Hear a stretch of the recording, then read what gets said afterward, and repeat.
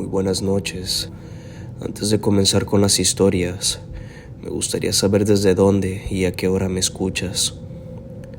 Sin más que decir, apaga la luz y sube el volumen, que la historia comienza ahora. El Triángulo de Bennington ocupa una franja boscosa al suroeste de Vermont, un territorio montañoso que desde mediados del siglo XX quedó marcado por una serie de desapariciones que transformaron la percepción de esa región. Entre todos los reportes recopilados por autoridades estatales, vecinos, excursionistas y periódicos locales, existe un caso que sobresale por la cantidad de testigos indirectos, por la precisión de los detalles y por las circunstancias que rodearon la investigación. Se trata de la familia que viajaba por la carretera estatal 9 durante la década de los 40, un viaje sencillo que se convirtió en uno de los episodios más inquietantes del archivo rural de Vermont. La zona ya tenía fama entre cazadores y trabajadores forestales. Había historias sobre ruidos que acompañaban a quienes caminaban demasiado tarde, conversaciones susurradas entre árboles y trayectos cortos que parecían extenderse sin razón. Con el tiempo, estas anécdotas fueron etiquetadas como supersticiones de montaña, hasta que varios incidentes en ruta comenzaron a llamar la atención de patrulleros y periódicos locales. Entre ellos, destacó la desaparición del coche que transportaba a una familia, cuyo nombre terminó fragmentándose entre notas, archivos incompletos y relatos orales de testigos que prefirieron mantenerse en el anonimato. El último avistamiento confirmado ocurrió en un tramo asfaltado que cruza una pendiente suave, antes de internarse en una zona donde el bosque se cierra a ambos lados. Varios conductores viajaban detrás. Describieron un paisaje completamente normal, sin neblina ni clima extremo. La familia avanzaba a velocidad estable, lo suficiente para mantener una distancia prudente respecto al vehículo que la seguía. Según esos testimonios, todo mantuvo un ritmo habitual hasta que el coche llegó al punto donde la carretera forma un corredor vegetal. A partir de ese momento, el relato se vuelve desconcertante. Los testigos afirmaron que el automóvil ingresó a ese tramo y continuó su camino. Cuando ellos llegaron al mismo punto, esperaban encontrarlo unos metros adelante, visible a través de la ligera curva que se forma ahí. Sin embargo, el espacio estaba vacío. Siguieron avanzando unos segundos más pensando que quizá la familia había acelerado. Lo sorprendente fue que la carretera permanecía despejada. No había salida lateral, desviación improvisada, pendiente abrupta ni descenso que explicara un cambio tan repentino. El coche simplemente ya no estaba. La patrulla estatal recibió el reporte poco después. Los agentes que arribaron descartaron la posibilidad de un accidente fuera del asfalto porque la vegetación no presentaba marcas de impacto. Las ramas situadas cerca del borde estaban intactas, sin señales de roce. Las cunetas tampoco mostraban alteraciones. El camino seguía limpio, como si ningún vehículo hubiera atravesado esa zona ese día. A pesar de esto, los testigos se mantuvieron firmes. Todos coincidían en que el coche ingresó frente a ellos y debía encontrarse a poca distancia. Las primeras horas de búsqueda se concentraron a ambos lados de la carretera. Se desplegaron grupos que descendieron hacia desniveles cercanos y subieron pequeñas lomas para descartar que el vehículo hubiera quedado oculto entre árboles. Con el paso del día, comenzaron a aparecer observaciones que alteraron el rumbo de la investigación. Uno de los rescatistas reportó la presencia de 2 marcas de llantas a escasos metros del asfalto, como si el coche hubiera intentado desviarse. Lo curioso fue que esas marcas terminaban de manera abrupta, sin continuidad. El rastro se detenía de forma tan limpia que Varios agentes tomaron fotografías para documentarlo. Parecía el inicio de un camino interrumpido de manera artificial, sin huellas adicionales que explicaran hacia dónde se dirigió el auto. Los informes oficiales describen esa evidencia como interesante, pero insuficiente. A pesar de esa clasificación, existe un detalle que quedó fuera de los registros impresos y solo aparece en los testimonios orales de quienes participaron en la búsqueda. Algunos rescatistas escucharon pasos cerca de donde analizaban las marcas. Los sonidos surgían detrás de los árboles, avanzaban unos instantes y después se perdían entre la maleza. Ninguno logró identificar un origen preciso. En ocasiones daban la impresión de rodear al equipo, aunque sin acercarse del todo. Algunos agentes experimentados prefirieron atribuirlo al crujido natural del bosque, aunque admitieron que el ritmo de esos pasos transmitía la sensación de que alguien acompañaba la búsqueda desde cierta distancia. La segunda noche de investigación sumó nuevos relatos inquietantes. 3 agentes que realizaban un recorrido cercano al punto del último avistamiento afirmaron que escucharon murmullos débiles, parecidos a frases cortas, dichas a varios metros de distancia. Al detenerse para localizar la dirección del sonido, percibieron un silencio súbito que les resultó difícil de explicar. Continuaron caminando con la esperanza de hallar alguna evidencia adicional y, aunque no encontraron objetos, sí detectaron una sombra que se movió entre los troncos. Fue un desplazamiento rápido, demasiado definido para atribuirlo a un animal pequeño. El avistamiento se repitió en otro sector del bosque durante la madrugada, esta vez observado por 2 rescatistas distintos. Los periódicos locales publicaron solo una parte de esta historia.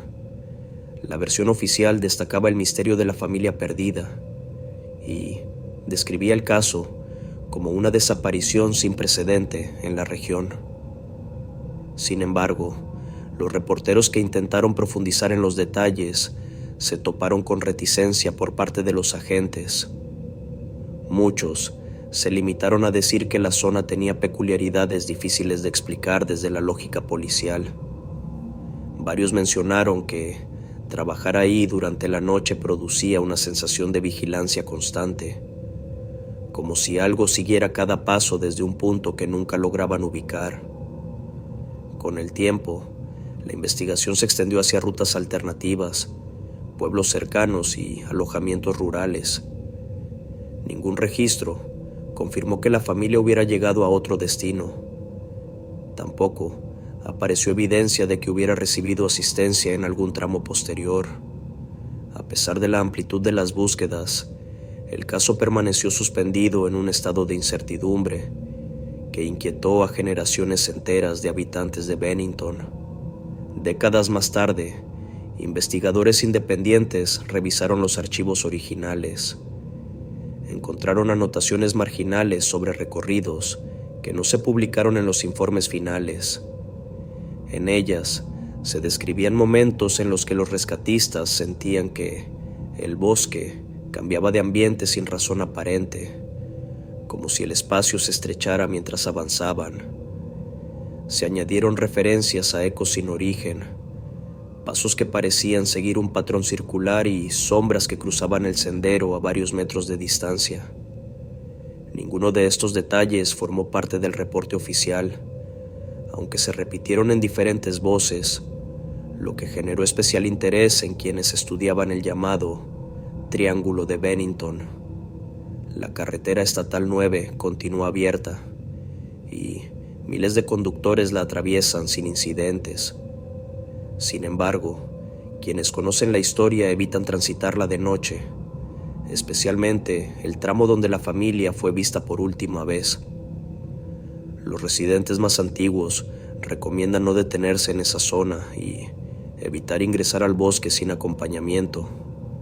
La memoria colectiva ha construido un mapa invisible alrededor de ese corredor, un recordatorio permanente de un caso que nunca recibió explicación. La desaparición de la familia permanece como uno de los episodios más perturbadores relacionados con el Triángulo de Bennington. Un coche avistado por múltiples personas, una ruta sin salidas laterales, un tramo que parece tragarse lo que entra en él y un conjunto de testimonios que describen sonidos, pasos y sombras en los días posteriores. La suma de esos elementos convirtió este caso en referencia obligada dentro de los archivos de desapariciones rurales en Estados Unidos. Cada detalle añade una capa nueva al misterio y cada intento de reconstrucción termina conduciendo al mismo punto. Un tramo de bosque que conserva en silencio la última pista de una familia que avanzó hacia un corredor natural del que jamás surgió un solo rastro. Yo trabajé varios años en protección civil en el norte del país. La carretera Monterrey-Nuevo Laredo siempre fue un tema complicado, pero hubo un caso que me siguió marcando incluso después de dejar el uniforme, no solo por la desaparición en sí, sino por lo que escuchamos durante la búsqueda. Es algo que no he contado demasiado, porque ni siquiera dentro del equipo nos gustaba repasarlo. El reporte llegó a media tarde. Un sedán con 3 personas se dirigía hacia Nuevo Laredo. Hicieron su última llamada cerca del kilómetro 152. Después, silencio total. No se registraron quejas mecánicas, ni mensajes, ni intentos de comunicación fallidos. Sus familiares aseguraron que el trayecto era conocido y que viajaban con calma. Cuando revisamos la zona donde se perdió contacto, todo parecía normal a primera vista. Carretera recta, vegetación baja en algunos tramos, árboles dispersos más adelante. Sin embargo, varios conductores señalaron el mismo punto. Vieron el sedán antes de la curva leve que marca el inicio del tramo arbolado, pero al pasar por ahí, segundos después, ya no estaba. Comenzamos a caminar desde el borde del asfalto hacia la zona de árboles. La tierra estaba compacta, sin huellas frescas. Los pastos que rodeaban la entrada al bosque seguían en su posición natural, sin señales de paso reciente. Aún así, teníamos que revisar todo. Uno de mis compañeros avanzó por un sendero estrecho y me hizo una seña para que lo siguiera. Encontró marcas en el suelo, 2 líneas tenues que parecían trazadas por neumáticos. Las siguió unos metros hasta que se detuvieron de manera súbita. Terminaron de forma tan clara que parecían recortadas. Ni una rama rota alrededor, ni señales de giro, ni continuidad hacia ningún lado. Era como si el coche hubiera perdido trayectoria en un punto exacto. Mientras observábamos esas marcas, escuché un paso detrás de nosotros. Pensé que era otro miembro del equipo, pero al voltear, no vi a nadie. El sonido había sido firme, como si alguien hubiera apoyado el pie sobre hojarasca seca. Mi compañero también lo escuchó. Revisamos alrededor, avanzamos unos metros, pero no vimos figuras, sombras ni animales. El bosque estaba quieto, con esa calma que a veces hace más ruido que cualquier viento. El resto del grupo nos alcanzó y continuamos la inspección. Conforme avanzábamos hacia la parte más densa del terreno, los sonidos cambiaron. Se escuchaban pasos aislados a varios metros, como si algo rodeara al equipo, siguiendo un ritmo pausado. Era demasiado constante para atribuirlo al movimiento natural del monte. Cada vez que alguien se detenía para escuchar, los pasos se detenían también. Y cuando retomábamos el camino, volvían a aparecer. Uno de los rescatistas dijo que sintió que alguien se desplazó detrás de él. Giró de inmediato. No había nadie. Lo único que vimos fue un tronco viejo y una franja de sombra que parecía estirarse entre los árboles. Seguimos avanzando porque era nuestro trabajo, pero era evidente que algo más se movía a nuestro alrededor, algo que evitaba mostrarse por completo. En un punto del terreno encontramos una zona más abierta. Revisamos cada rincón buscando cualquier rastro: tela, plástico, metal, una huella o una marca de fricción. Nada. La tierra seguía lisa, como si ahí no hubiera pasado un vehículo en semanas. Lo más inquietante fue cuando un miembro del equipo dijo haber escuchado voces débiles, como conversaciones breves pronunciadas a muy baja distancia. Lo dijo con un tono extraño, no de miedo, sino de confusión absoluta. Explicó que el sonido venía del lado donde se cortaban las marcas del sedán. Cuando intentamos identificar las palabras, el bosque quedó en silencio de nuevo. La búsqueda continuó con el apoyo de varias patrullas. A medida que se acercaba la tarde, la luz del sol comenzaba a filtrarse de lado, creando sombras largas entre los árboles. Mientras caminábamos hacia la carretera para reorganizar la ruta, escuché algo más. Ese paso acompasado volvió a sonar, como si alguien estuviera imitando nuestro ritmo atrás de nosotros. No quise mencionarlo para no alterar al grupo, pero uno de los compañeros murmuró que llevaba varios minutos sintiendo una presencia fija a unos metros. No supo describirla, solo dijo que era una sensación que ocupaba un punto exacto del espacio, como si alguien observara cada tramo que recorríamos. Regresamos al asfalto. El tramo estaba vacío, ningún automóvil pasaba en ese momento y la carretera parecía más larga que de costumbre. Mientras revisábamos el borde del pavimento por enésima vez, el ambiente se volvió tan silencioso que hasta nuestros propios movimientos se escuchaban más nítidos. Pasamos varios minutos trazando posibles rutas que la familia pudo haber tomado, pero todas terminaban contradiciendo lo que los testigos afirmaron. Ellos aseguraban que el auto estaba justo ahí segundos antes de tomar la curva, y después nada. Los días siguientes se hicieron recorridos más amplios. Equipos de diferentes municipios cubrieron zonas alejadas, caminos secundarios, accesos de terracería y espacios abiertos. No apareció un solo indicio. No hubo rastro de frenada, ni huellas, ni objetos personales. Lo único que se repetía era la sensación de que el bosque observaba cada movimiento. Algunos miembros del equipo contaron que escucharon nuevamente pasos mientras se alejaban de la zona, pasos que coincidían con su ritmo y luego se detenían sin transición alguna.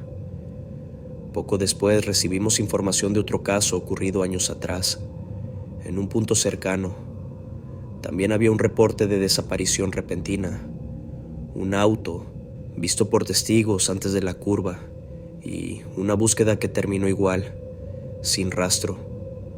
Los rescatistas que participaron en aquel operativo recordaban un patrón muy similar: pasos que se desplazaban alrededor del equipo, sombras que cruzaban entre árboles sin dirección clara y tramos de terreno donde todo permanecía extrañamente intacto.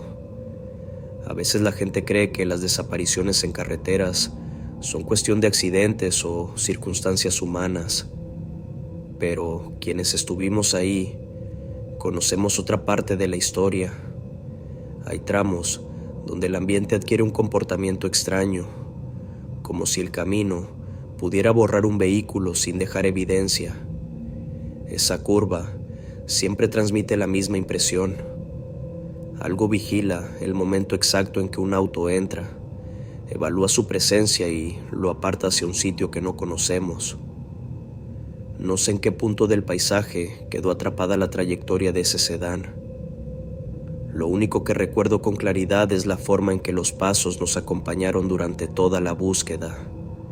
Nunca logramos ver quién los hacía, pero seguían cada desplazamiento con precisión, como si alguien invisible caminara con nosotros, cuidando que no encontráramos lo que realmente ocurrió en ese tramo de carretera.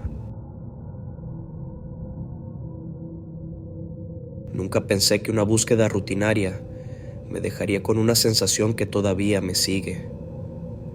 Yo trabajaba en una unidad de auxilio carretero entre Tamazula y el límite con Sinaloa. Esa zona está llena de brechas que se retuercen entre cerros, donde la señal se pierde y el silencio empieza a sentirse demasiado presente. Un mediodía recibimos el aviso de un conductor que vio un sedán detenido a la orilla de la brecha. Lo extraño fue que parecía recién apagado, con la puerta del copiloto entreabierta y sin nadie alrededor.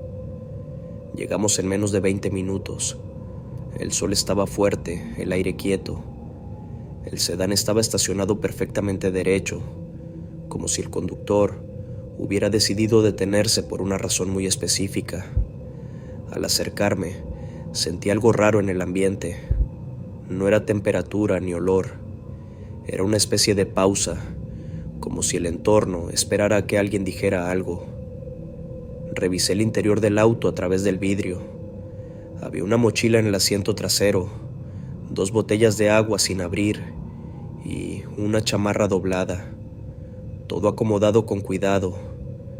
No había señales de que alguien hubiera salido corriendo. Abrí la puerta del copiloto. El interior estaba intacto.